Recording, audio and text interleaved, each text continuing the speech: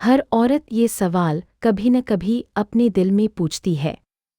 मैं इतनी कोशिश करती हूँ, फिर भी मेरा घर क्यों बिखरा सा लगता है? क्या सोहर की सेवा सिर्फ खाना बनाने और चुप रहने का नाम है? या इस्लाम ने औरत को इससे कहीं ज़्यादा ऊंचा मकाम दिया है? जिस दिन एक औरत समझ लेती है कि सोहर की सेवा गुलामी नहीं, बल्कि समझ, सब्र और दुआ से किया गया इबादत का रास्ता है, उसी दिन उसका घर बोझ नहीं, सुकून बन जाता है। आज हम बात करेंगे उस इस्लामी सच की, जिसे ना किताबों ने पूरा बताया, ना समाज ने सही समझाया। सोहर की सेवा लेकिन इज्जत और आत्मसम्मान के साथ इस्लाम में शादी केवल एक सामाजिक समझौता नहीं है, बल्कि एक आध्यात्मिक और दार्शनिक बंधन है। सुहेर और पत्नी दोनों एक दूसरे के लिए अहम जिम्मेदारी रखते हैं। सुहेर की सेवा का मतलब सिर्फ घर के काम नहीं, बल्कि उनके भावनात्मक, मानसिक और आध्यात्मिक सहारे का भी ध्यान रखना है। सम्मान और आदर। सबसे पहली और अहम बात यह है कि सुहेर को हमेशा आदर दे, उनकी राय का सम्मान करे, उनकी इज्जत करे। कुरान और हदीस में बार बार पति का सम्मान करने की सलाह दी गई है। आदर से घर में सुख और स्थिरता आती है। भोजन और पोषण। सुहेर की सेवा में खाना बनाना और पोषण का ध्यान रखना एक अहम हिस्सा है। स्वादिष्ट, साफ सुथरा और स्वास्थ्यवर्धक भोजन तैयार करना उनकी सेहत और खुशी दोनों के लिए फायदेमंद है। स्वच्छता और सफाई। खुद की सफाई और घर की सफाई भी सुहेर की सेवा में आती है। इस्लाम में स्वच्छता आध्यात्मिक रूप से भी महत्वपूर्ण है। कपड़े साफ, घर व्यवस्थित और खाना साफ सुथरा होना चाहिए। भावनात्मक सहारा। सुहेर की मानसिक और भावनात्मक ज़रूरतों को समझना और उनका सहारा बनना भी सेवा का हिस्सा है। उनकी परेशानियों को सुनना, खुशियों में शामिल होना और उन्हें सम्मानजनक सलाह देना जरूरी है। संबंध में नम्रता और प्यार। इस्लाम में पति पत्नी के बीच प्यार, सहनशीलता और मृदुता को बहुत महत्व दिया गया है। नाराज़गी और कठोरता से दूर रही मुस्कान, मधुर शब्द और प्यार भरी बातें सुहेर के दिल को खुश करती हैं। कुरान और हदीस के अनुसार व्यवहार। सुहेर की सेवा में कुरान और हदीस के निर्देशों का पालन करना चाहिए। हदीस में कहा गया है कि सबसे अच्छा व्यवहार पत्नी का अपने सुहेर के प्रति है। इसका मतलब है कि कोई भी काम करते समय न सिर्फ उनकी सुविधा बल्कि उनकी खुशी का भी ध्यान रखें। आराम और स्वास्थ्य का ध्यान। सुहेर के आराम का ख्याल रखें, उनकी सेहत के अनुसार भोजन, नींद और आराम सुनिश्चित करें। बीमार होने पर उनकी सेवा करना, दवा देना और सहारा देना भी धार्मिक सेवा मानी जाती है। अर्थ और खर्च में सहयोग।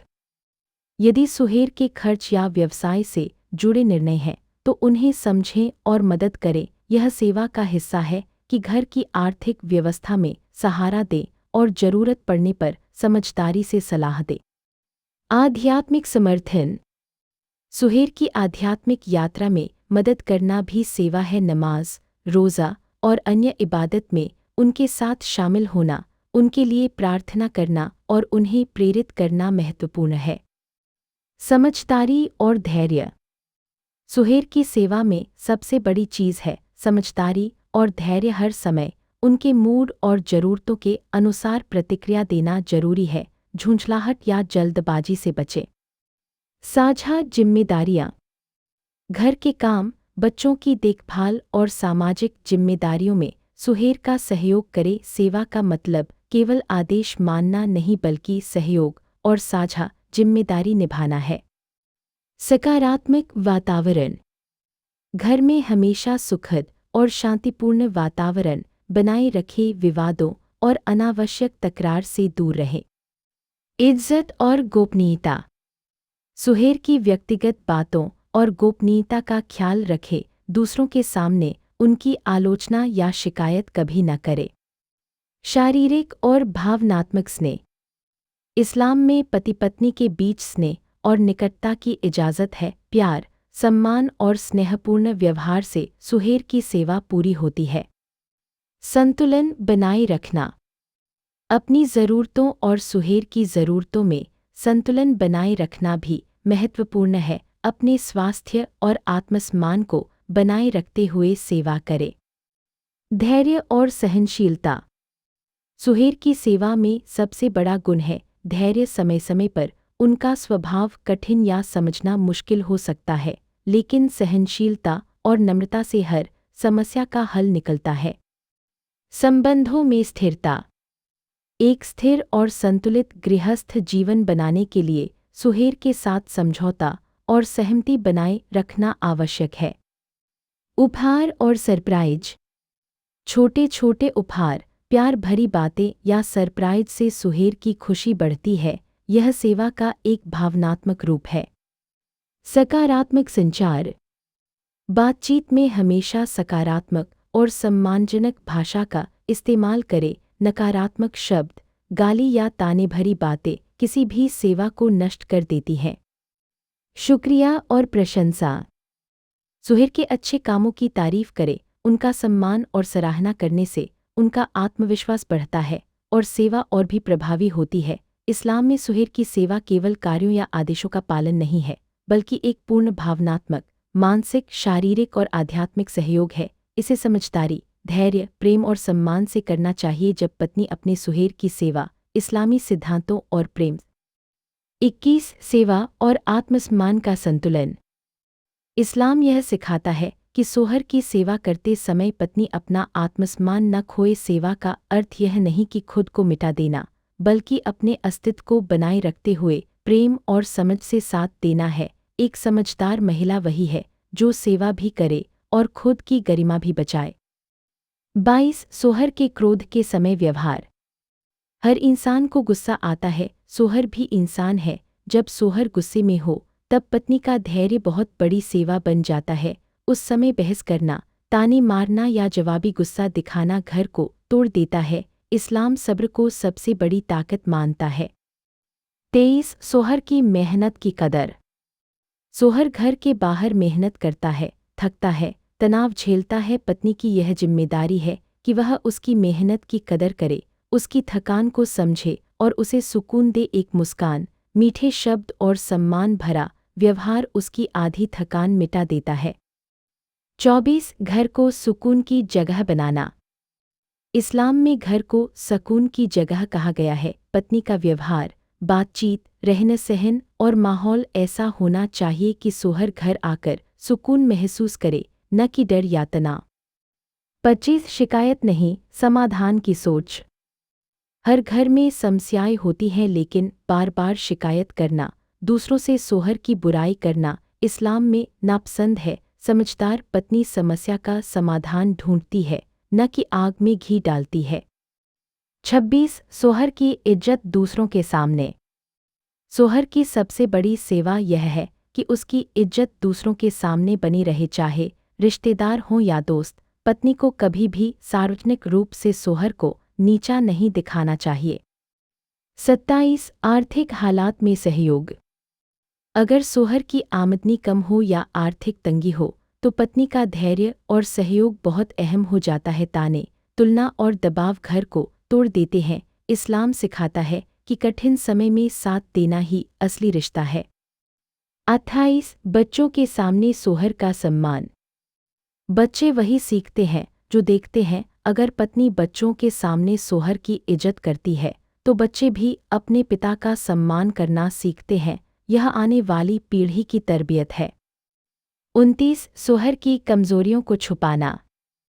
हर इंसान में कमियां होती हैं। इस्लाम यह सिखाता है कि पति पत्नी एक दूसरे की कमियों को ढके, न कि उजागर करे। सोहर की कमजोरियों को दूसरों के सामने बताना बहुत बड़ा गुनाह माना गया है।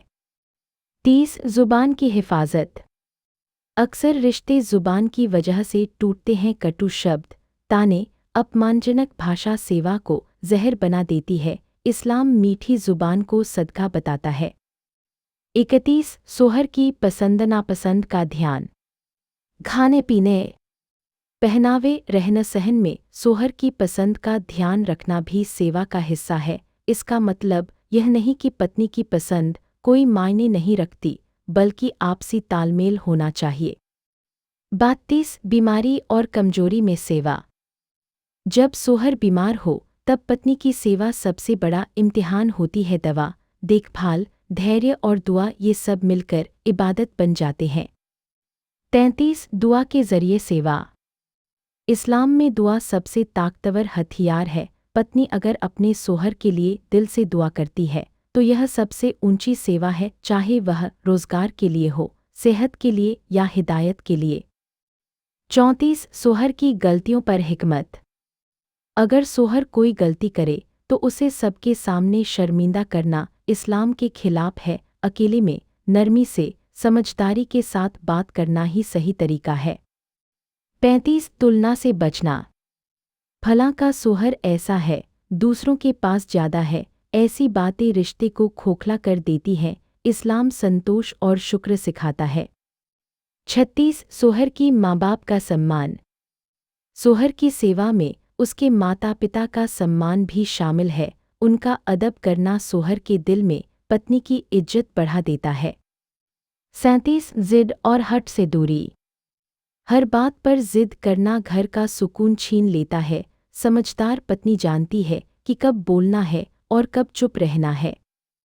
38 इबादत में सहयोग। सोहर को नमाज, दीन और अच्छे कामों की तरफ प्रेरित करना भी सेवा है, लेकिन ज़बरदस्ती नहीं, बल्कि अपने अमल और प्यार से। 39 समय की कदर। सोहर के समय, आराम और निजी स्पेस की कदर करना भी जरूरी है। हर समय शिकायत या कामों की लिस्ट देना रिश्ते को भारी बना देता है। 40 शुक्रगुजारी का स्वभाव। जो मिला है उसके लिए शुक्र अदा करना इस्लाम की बुनियाद है। शुक्रगुजार पत्नी घर को जन्नत बना देती है। इस्लाम में सोहर की सेवा डर, मजबूरी या दबाव से नहीं, बल्कि प्यार, समझ, सब्र और अल्लाह की रज़ा के लिए की जाती है। यह सेवा औरत को छोटा नहीं बनाती, बल्कि उसे ऊंचा दर्जा देती है। शायद आज आपको यह एहसास हुआ होगा कि सोहर की सेवा कोई छोटा काम नहीं, और ना ही यह खुद को खो देने का नाम है। यह वो इबादत है जो बिना आवाज़ के की जाती है। वो सब्र है जिसे कोई तालियां नहीं मिलती, लेकिन जिसकी कीमत अल्लाह के पास लिखी जाती है। अगर आज आप अपने सोहर के लिए एक दुआ दिल से कर लें और एक मुस्कान सच्ची दे दे, तो यकीन मानिए यही छोटी सी शुरुआत आपके घर को सुकून की जगह बना सकती है।